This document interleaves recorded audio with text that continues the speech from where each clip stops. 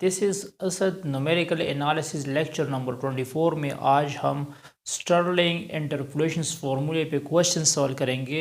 इससे पहले मैंने आप लोगों को स्टर्लिंग इंटरपोलेशन फार्मूले की डिफिनीशंस की थी और आप लोग मतलब डिफरेंस टेबल में किस तरह कंस्ट्रक्ट करोगे। और स्टर्लिंग डिफरेंस इंटरपोलेशन फार्मूला जो था ये हम सेंट्रल इंटरपोलेशन फार्मूले के लिए हम यूज़ करते हैं। मतलब हम जो टेबल के बीच में वैल्यू इंटरपोलेट करेंगे तो इसके लिए आप लोग स्टर्लिंग इंटरपोलेशन फार्मूला यूज़ कर सकते हैं। यहाँ पे हमें उस तरह टेबल गिवन है।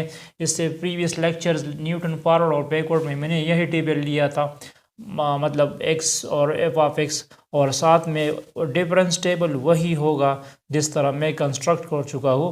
लेकिन यू नो दैट के सेंट्रल डिफरेंस ऑपरेटर, तो सेंट्रल डिफरेंस ऑपरेटर के लिए हम सिग्मा यूज़ करते हैं। तो ये हो जाएगा सिग्मा, ये दूसरा हो जाएगा sigma square. Third central difference operator इसको हम सिग्मा क्यूब कह देंगे और इसको कहा जाएगा सिग्मा 4, ठीक है। और सिग्मा 5 भी आप ले सकते हैं, वो सिग्मा 5 हमारे पास 0 0 आ सकता है।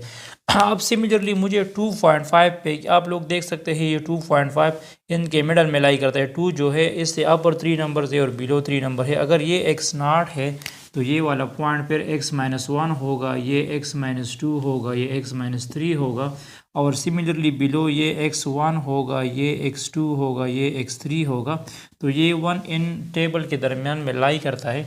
अब मुझे वैल्यू इंटरपोलेट करनी है, 2 टेबल के दरमियान में है, मुझे वैल्यू इंटरपोलेट करनी है 2.5 पे, ठीक है। तो मैं आपको कह चुका हूँ कि 2.5 2 और 3 के दरमियान है। तो आप लोगों का जो x0 है वो ये होगा।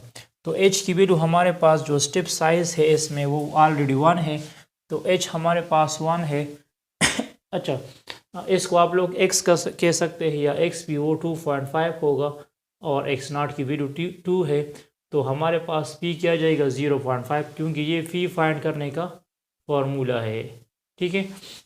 अब हम स्टर्लिंग इंटरपोलेशन फार्मूला यूज़ करेंगे। तो हमारा जो स्टार्टिंग पॉइंट होगा वो ये होगा, 2 के सामने यहाँ पे क्या मौजूद है, 1 मौजूद है। तो फिर इसको हम हाफ कर देंगे, एक पॉइंट हम ये लेंगे और एक ये लेंगे।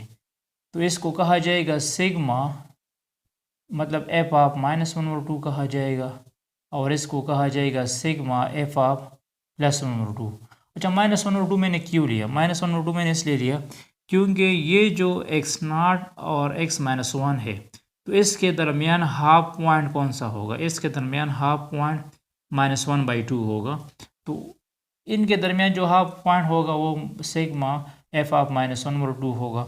और आप लोग देख सकते हैं कि जो x0 और x1 है, ये x0 पॉइंट है जनरली और ये x1 पॉइंट है। तो इनके दरमियान जो हाफ पॉइंट होगा वो +1/2 होगा, क्योंकि x0 और -1 के दरमियान हाफ पॉइंट -1/2 होगा और यहाँ पे +1/2 होगा। तो इसको हम कह सकते हैं सिग्मा f ऑफ 1/2। फिर अगेन हम इसी पॉइंट पे आ जाएंगे, हमारे पास ये पॉइंट आ जाएगा, इसको कहा जाएगा sigma square f0, sigma square f0। अच्छा, इस 1 के सामने जितने भी नंबर आएंगे उसको आप लोग f0 कहोगे। ये 1 है, फिर 35, फिर 19, तो ये f0 हो जाएगा।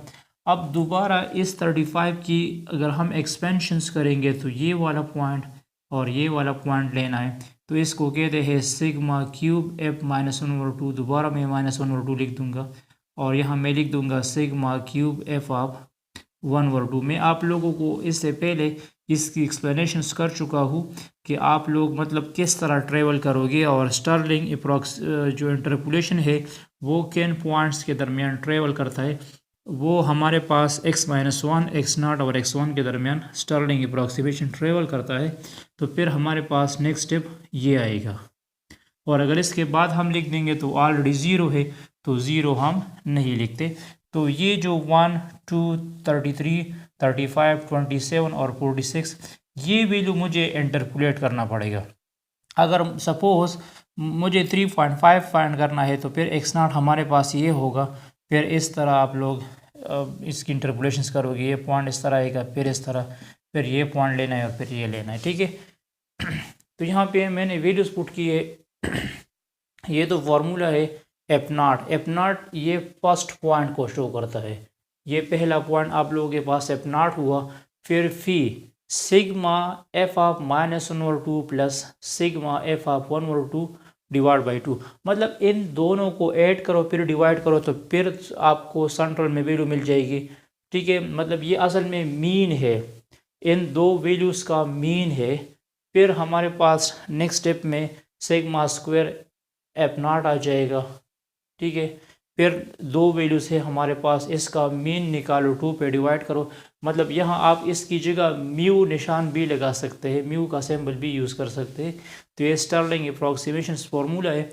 एफ नाट की जगह मैं 1 लिख दूंगा, पी की जगह मैं 0.5 लिख दूंगा। अच्छा, सिग्मा एफ ऑफ -1/2 की जगह मैं -2 लिख दूंगा, ये -2 है। और सिग्मा एफ ऑफ 1/2 की जगह मैं 33 लिख दूंगा। ठीक है, 33 लिख दिया divide by 2 plus half fee square, P की वैल्यू है 0.5 होल स्क्वायर और सिग्मा स्क्वायर एफ नाट की वैल्यू है 35 और मैंने लगा दी। फिर प्लस 0.5 स्क्वायर -1 डिवाइड बाई 6। 6 कहाँ से आया, ये 3 फैक्टोरियल है तो 3 फैक्टोरियल इक्वल है 6। अच्छा, नेक्स्ट दो वैल्यू हमारे पास है 27 एंड 46, 27 46 है।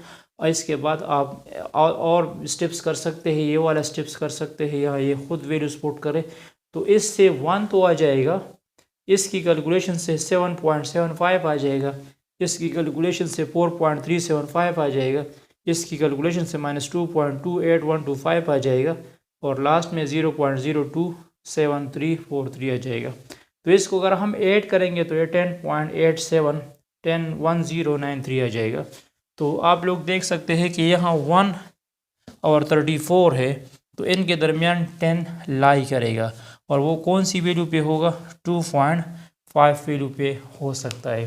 अच्छा, thanks for watching this video. इसके बाद जो सेंट्रल डिफरेंस के लिए एक और भी मेथड हम अप्लाई करते हैं जिसको कहते हैं बेसल इंटरपोलेशन फार्मूला, उसकी प्रूफ हम करेंगे, फार्मूले की एक्सप्लेनेशन हम करेंगे और साथ में उस पर क्वेश्चंस भी सॉल्व करेंगे। Stay touch with us.